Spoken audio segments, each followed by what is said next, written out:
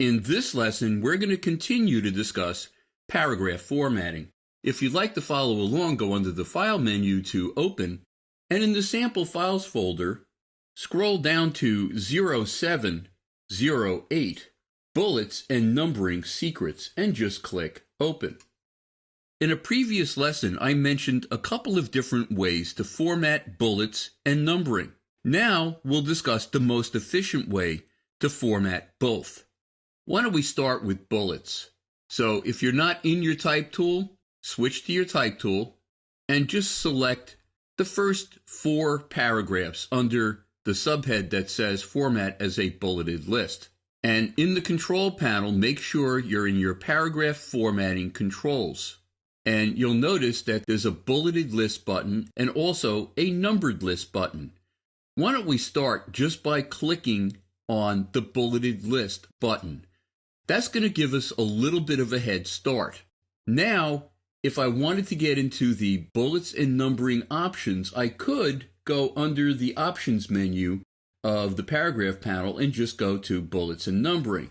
But there is a faster way. If I wanted to get into my bullets or numbering options or alternatives on a Mac, I'm going to hold down my Option key. On a PC, hold down Alt and just click on that bullets button. The first thing I can see at the top over here, it says bullet characters. Well, what if I didn't want to use any of these? I wanted to use some other character from possibly even some other typeface.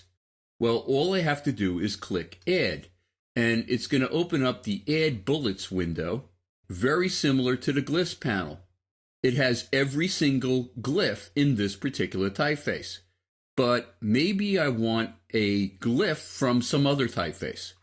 Well, I can go to my font family pop-up and scroll all the way down to the bottom and choose Wingdings, which has all kinds of cool symbols that I may want to use.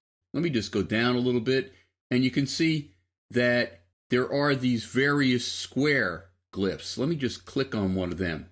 Maybe I want to use the big one, but I'm not sure. I'm going to click Add to add it to my list of possibilities, and I'm also going to choose this small square and hit Add. Let me see if there's anything else I might want to use. Oh, how about this diamond shape? I'm going to hit Add. And when I have everything I think I might want to use, I'm just going to click OK. And you can see that it added all of those glyphs to my bullet character possibilities. I'm going to start with the small square.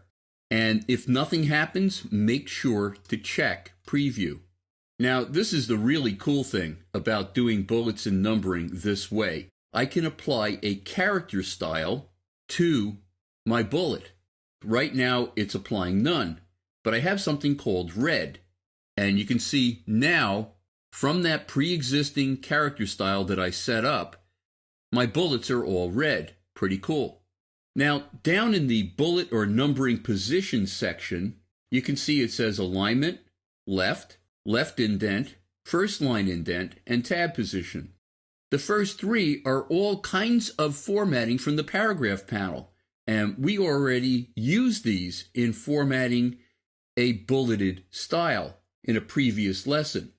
But watch what happens if I increase the left indent. It's going to move the bulleted text further and further away from the left side of my column or frame. And the higher the number, the further in it's going to go. But what if I didn't want the bullet so far away from the rest of the text? Well, it's a first line indent with a negative number. So it's moving it back towards the left.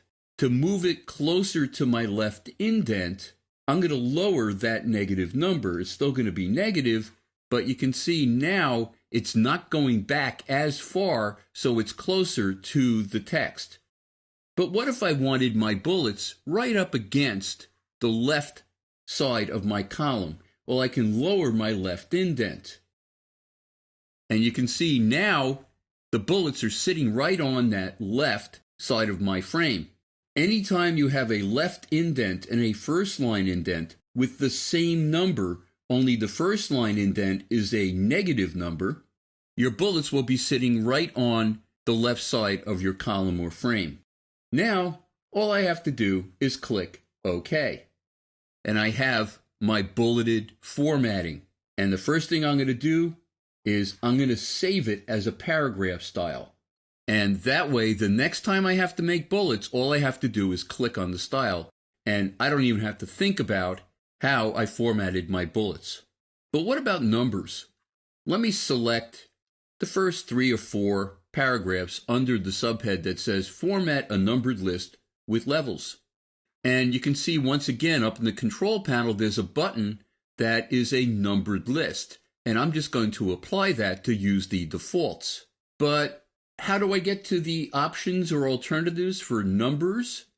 Hold down Option on a Mac, Alt on a PC, and get to those options or alternatives. I'm going to start with a level 1 numbered style.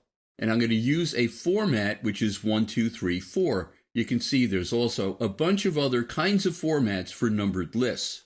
For the first one, I'm going to use 1, 2, 3, 4. I'm going to apply a character style to the number. By default, it's none.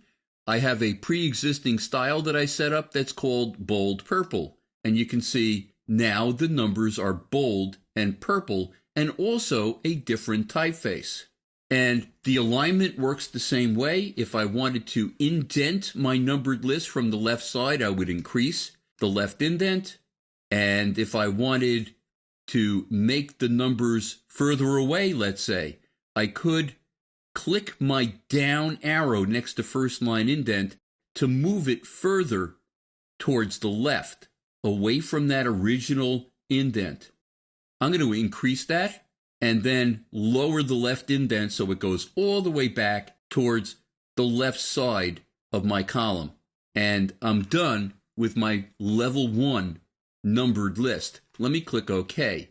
How do you do a level 2? So I could do something like 4 and then have ABC under it.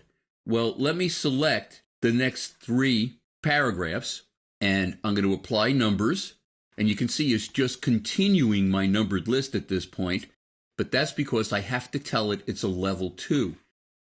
Let me Option or Alt click on my numbered list button, and I'm going to start by making it a level 2. It's still 1, 2, 3 because I didn't pick the format that I want to use. How about I use capital A, B, C, D? And you can see that's exactly what it's doing.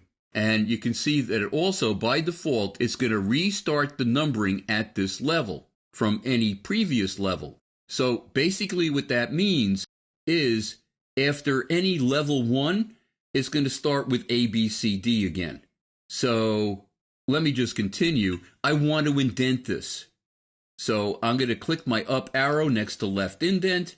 And when it's lining up nicely with my other indented text, all I have to do is pick a character style. Let me do that. How about red? So now you can see I have an ABC that's red. And I'm going to click OK. Now, what if I change this to match a level 2? Well, I don't want to recreate this. Normally, I would set up a paragraph style for each level. But instead, what I'm going to do is go to my eyedropper tool, and I'm going to click on that level 2. And you can see what it did. It went 1, 2, and then there's a level 2, which is A, and then it went to 3. So it is setting up a numbered list exactly how you would expect it to. The other thing that's really kind of nice is, let's say I selected my number 2 listing, and I just deleted it. Well, you can see that what used to be number 3 is now number 2. So it updates automatically. That's part of what makes this kind of numbering so efficient. We're going to continue to discuss paragraph formatting in the next lesson.